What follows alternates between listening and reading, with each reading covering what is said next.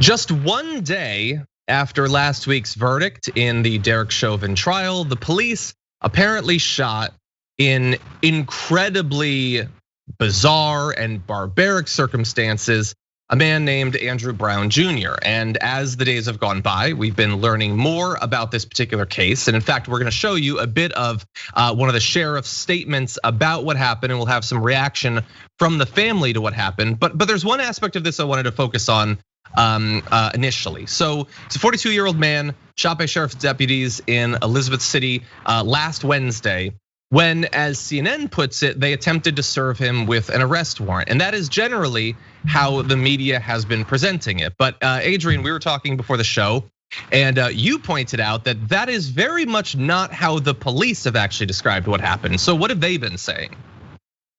So initially, when there was a kind of a conference with the sheriff of that county, he said unequivocally that it was a search warrant. And he said even, I can confirm that it was on execution of a search warrant. Nothing about an arrest warrant. And these warrants are very different. A search warrant, as it may imply, is to search something, as opposed to an arrest warrant, which is to seize someone. And they're very different things because they touch upon the police protocol that's involved.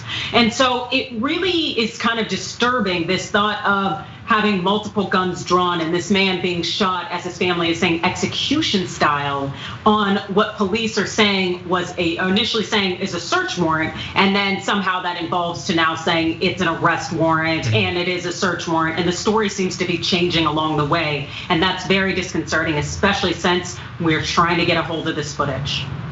Yeah, I think I'm very glad that you pointed that out. I don't know what has led to that jump from what the sheriffs have actually said, what the cops have actually said, to what the media is now describing it. Maybe it's just ignorance. I don't know.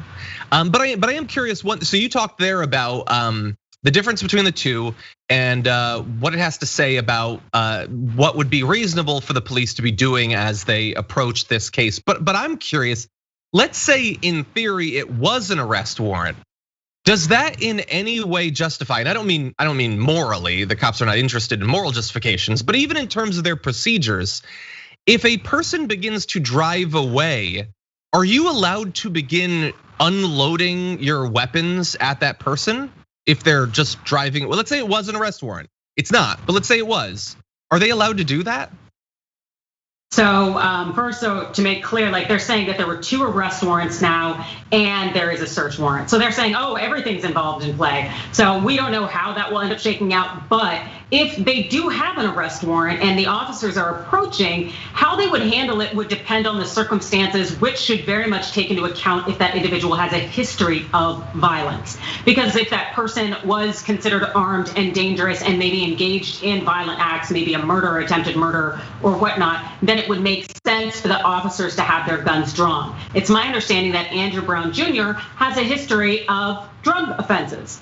A lot of people have drug offenses that doesn't necessarily equate with violence. And so this thought that they needed to have guns blazing and have shot him in the way that they did, it makes you really want to see that body cam footage, because if we're gonna use deadly force, you need to show me that your life was threatened, that you were truly, genuinely, authentically afraid for your life, and that Andrew Brown caused it. And if someone's driving away, once again, the thought of that you need to execute deadly force, it's unnecessary, because it's not like this man presents some kind of immediate threat. Exactly. And this isn't even the only case like this, where a person appeared to be committing the apparently fatal sin of trying to drive away from the cops and they shot the person. And really fast, we're gonna turn to the video in just a second, but I just wanna throw out, this is stepping far aside from the sort of analysis that we're doing, but it hasn't been lost on people that while it's a little bit difficult sometimes to notice differences in the trend because these sorts of cop murders are so common in America, it does seem like in the wake of the Chauvin verdict, they became noticeably more common. And I saw people opining in multiple forums about the fact that whether it can be said to be, it certainly feels like revenge to some extent. That you would imagine that a cop being convicted of multiple charges in a case like this, I don't know, would make people be a little bit more hesitant to use deadly force. And yet we saw immediately afterward, multiple killings like this. I don't know if you have any thoughts about that. Yeah, indeed I do. It was something I actually tweeted about moments after the Derek Chauvin verdict, is the pendulum swing. Because the reality is that by holding this officer accountable, what you're doing is shifting the pendulum toward justice and equality. Generally, when Black people in any way have moved toward justice and equality, there has been swift retribution in the back, kind of in the response from the quote unquote opposition. And so in this case, it is totally and completely not surprising that we're now having these shootings of Black people who have been unarmed, in part because, hey, it's the thought of we need to shift the pendulum back, remind these people of their place, and essentially just balance things. And this goes on whether we are cognizant of it or not, because that's how unconscious bias works. Yeah, 100%.